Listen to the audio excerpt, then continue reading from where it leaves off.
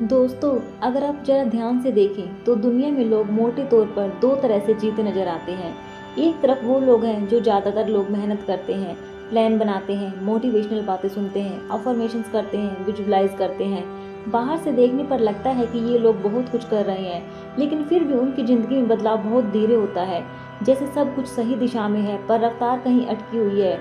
और फिर एक दूसरे तरह का जीवन भी दिखता है। कुछ लोग ऐसे होते हैं जिनकी लाइफ में चीज़ें अजीब तरह से स्मूथली क्लिक करती जाती हैं। मौके अपने आप बनते हैं, रिश्ते सहज होते हैं, पैसा, कॉन्फिडेंस, पर्सनैलिटी सब कुछ बिना किसी संघर्ष के अलाइन होता चला जाता है। बाहर से देखने पर लगता है जैसे उनके लिए सब कुछ टाइम पर हो रहा हो। आज मैं खुद को इसी दूसरी कैटेगरी में रखती हूँ। और नहीं, ये किस्मत की कहानी नहीं है। अक्सर लोग सोचते हैं कि ऐसे लोग या तो बहुत लकी होते हैं या फिर किसी सीक्रेट साइंस को फॉलो कर रहे होते हैं, जैसे डॉक्टर जो डिस्पेंजा की बिकमिंग सुपरनैचुरल में बताई गई बातें। लेकिन असल सवाल ये है कि ये बदलाव होता कैसे है। आज की इस वीडियो में मैं यही शेयर करने वाली हूँ कि तो कैसे मैंने अपनी 3D रियलिटी की लिमिटेशंस को पहचान कर उनसे बाहर निकलना शुरू किया और कैसे चीज़ें ज़बरदस्ती करने से हटकर अलाइन होने लगी। अगर आपको लगता है कि आपकी ज़िंदगी में कुछ पुराने पैटर्न्स हैं, कुछ सीमाएं हैं जो बार बार आपको वहीं रोक देती हैं, तो ये वीडियो खास तौर पर आपके लिए है। लेकिन उससे पहले एक जरूरी बात समझते हैं। ये जो हम 3D रियलिटी में फंसे रहते हैं, इसे आप ट्रैप कहिए, कंडीशन कहिए या फिर मोह माया, असल में ये है क्या? बचपन से हमें एक ही चीज़ सिखाई गई है, पैसा चाहिए, बाहर भागो, रिश्ते ठीक करने हैं, दूसरों को बदलो, सफल होना है, ज़्यादा एफर्ट डालो, मतलब हर जवाब बाहर ढूंढने की ट्रेनिंग। पर सच क्या है? सच ये है कि जब तक अंदर की सेटिंग्स वही रहती है, बाहर की दुनिया बस उन्हीं को रिपीट करती रहती है और यहीं से असली बदलाव शुरू होता है। मैं एक बात से शुरू करना चाहती हूँ जो शायद आपको पसंद न आए। मेरे हिसाब से आपकी ज़िंदगी की हर लिमिटेशन का सोर्स बाहर नहीं, अंदर होता है। कम से कम मैं तो यही मानती हूँ।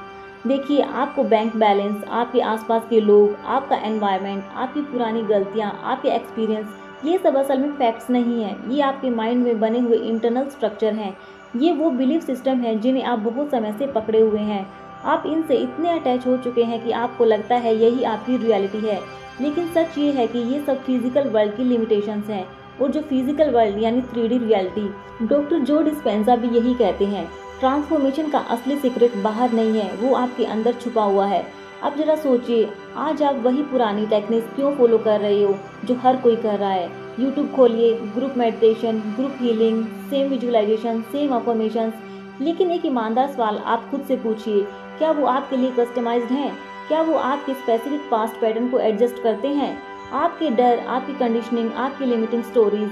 जवाब ज़्यादातर मामलों में नहीं होता है और यहीं पे प्रॉब्लम होती है। क्योंकि टेक्निक्स तब तक काम नहीं करती जब तक आप अपने पास्ट पैटर्न पर काम नहीं करते। आपका पास्ट, आपकी मेमोरी, आपके एक्सपीरियंस, आपकी पहचान आपको 3D रियलिटी में फिक्स करके रखता है। अब यहाँ से हम थोड़ा डीप जाते हैं। चलो समझते हैं कि क्वांटम फील्ड क्या है, जिसे लोग 5D रियलिटी भी कहते हैं। देखिए, आपके माइंड के बहुत भीतर, स्पेस और टाइम के परे एक ऐसा लेवल है जहाँ पर पॉसिबल आउटकम पहले से मौजूद है। कोई इसे क्वांटम फील्ड कहता है, कोई सबकॉन्शियसनेस, कोई यूनिवर्स, कोई गॉड। नाम अलग अलग हैं लेकिन बात एक ही है। हर वो वर्जन जो आप बन सकते हैं, हर वो सपना जो आप सोच सकते हैं, वो पहले से वहाँ मौजूद है। अगर आप मल्टी मिलेनियर बनना चाहते हो, वो रियलिटी वहाँ एग्जिस्ट करती है। अगर आप अपनी ड्रीम रिलेशनशिप चाहते हो, वो पार्टनर, वो डायनामिक, सब कुछ वहाँ पहले से है। चाहे वो अभी आपकी 3D रियलिटी में दिख रहा हो या नहीं, चाहे वो आपके पास में कभी हुआ हो या नहीं, वो पोटेंशली हमेशा मौजूद होता है। और ये कोई फैंटेसी नहीं है, ये इमेजिनेशन नहीं है, ये टेंजिबल पोटेंशियल है, बस एक एनर्जी के फॉर्म में। जैसे हवा दिखाई नहीं देती लेकिन होती है, वैसे ही ये भी रियल है। और हाँ, अगर ये बात आपको रेजोनेट कर रही है तो कमेंट्स में लिखे, I claim the 5D reality. अब आते हैं असली सवाल पर, आखिर 3D से 5D में शिफ्ट कैसे करते हैं, क्वांटम फील्ड में एंटर कैसे करते हैं। सबसे पहले ये समझ लो, आप अपनी फिजिकल बॉडी के साथ वहाँ नहीं जा सकते।